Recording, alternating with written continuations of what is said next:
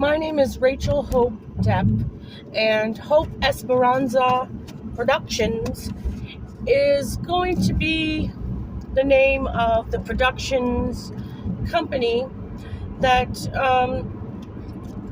is affiliated with Rach-Line Investigates.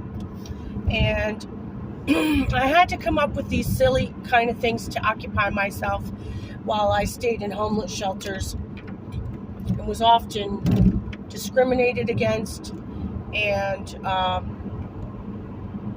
deliberately gamed upon. Like a test is one thing, but an actual game where the game, I can never win the game, but the game goes on until either I blow up or I get dragged out of there, or I get sent to another location because nobody's agreeing. And it's not about my improvement. It's Black Dianetics, and that's in the form of evil intentions, bad intentions in Dianetics, and it's Mean Girls and everything else you can think of.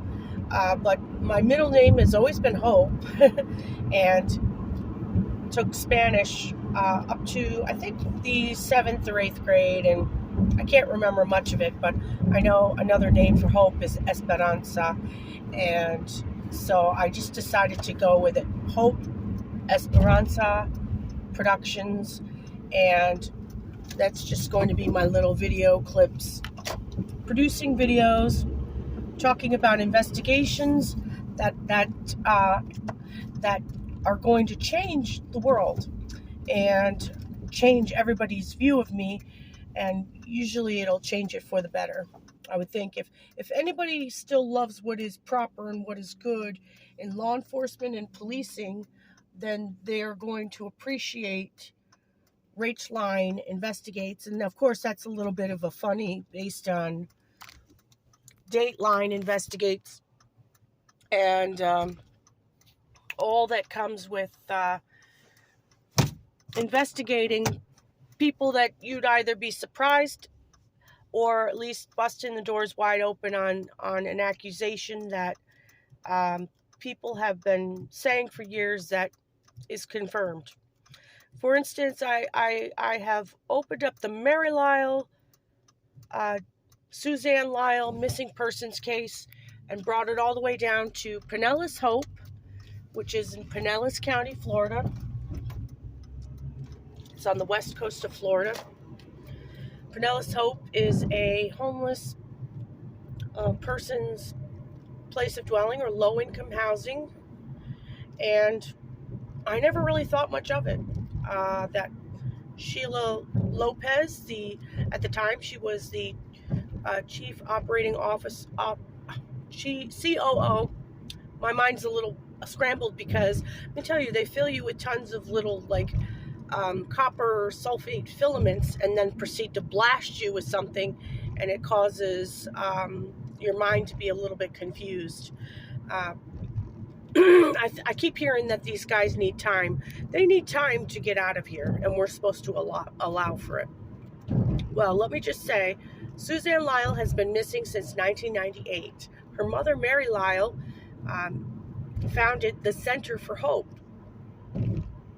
for people who have a family member who is missing.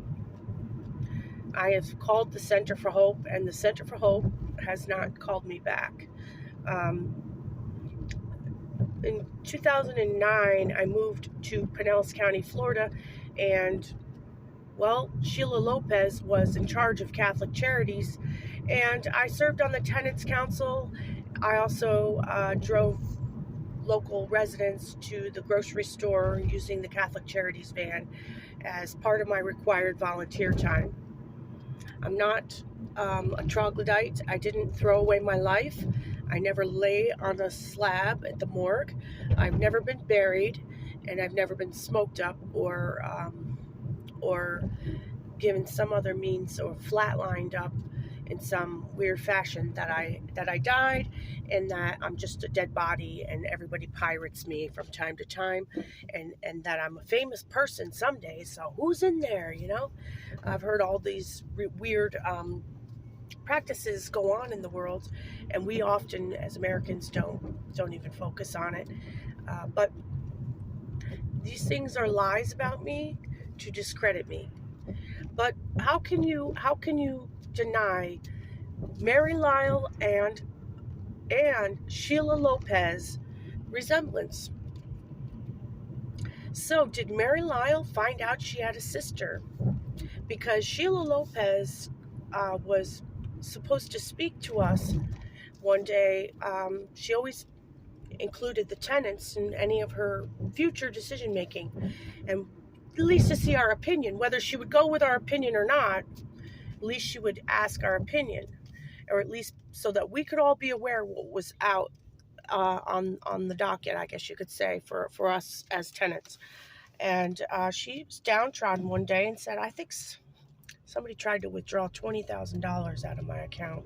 So I'm operating a little bit. I'm not quite right. I did take a little something to calm down or something. I don't know what she said. She was just very subdued. And Sheila's a very boisterous, outspoken person, trying to really always generate funds for her cause. She wants to eradicate homelessness. And so, could Mary Lyle have um, some information about who might have been trying to steal her lookalikes' money? Mary Lyle having the Center for Hope is a little bit interesting. The Center for Hope is to help families stay in touch when a family member of theirs goes missing. The Center for Hope is in Ballston Spa, New York, upstate New York, and Pinellas Hope is, as I said, on the west coast of Pinellas County, Florida, west coast of Florida, near the Gulf. And so, how are the two affiliated? Well, a lot of people take vacations in Florida. How did the two know who knew who existed and when and why? And Doug Lyle has since passed away. Wouldn't you know there was a Susie on staff at Pinellas Hope? And if they were seeking some kind of shelter, some safety, did Sheila know about it? And was Sheila's good nature taken advantage of? Did somebody affiliated with Mary Lyle decide to try to clean out Sheila Lopez's bank account? I haven't had a chance to get to making phone calls other than to the FBI. I have called the FBI and I have sent emails to the FBI putting together photos so that you could see Sheila Lopez and Mary Lyle look so much alike. The only difference is Mary Lyle tends to want to look a little younger, and she does her hair usually brunette and makeup as to maintain a little bit more of a younger than Sheila Lopez appearance. So they look like they appear to be sisters, Sheila Lopez and Mary Lyle. So wouldn't you know, there is a Susie that was at one time on their Catholic Charities, the Diocese of St. Petersburg, Florida, was on their payroll. And she does look similar. That's one case I'm working on. The other case is 119191. What comes to mind when you hear the words, well, when I say the numbers 119191? What if I told you they are the numbers to the Bar Association identification number to a certain chief of police's son? What a coincidence.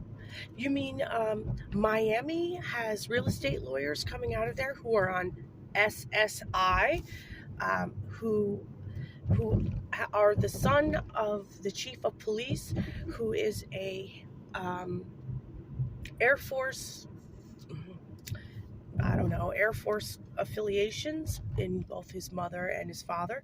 And his father is the chief of police of Pinellas Park, Florida. So these lines of questioning our authority are getting to be pretty legit. Um, why is their son on SSI? I don't know. I guess that's legal. And it's also legal to become a lawyer if you're on SSI. But if you look at his bar license, it's conditional because of psychiatric. And he must have met his current wife, Michael L. Hayworth Jr., in law school in Miami, because she's a criminal defense attorney. And I think it's with either Madeira Beach or something like it. I just contact some agencies at random because I'm like, you know what, these guys don't know they don't normally deal in this. So they're going to say, this is unusual.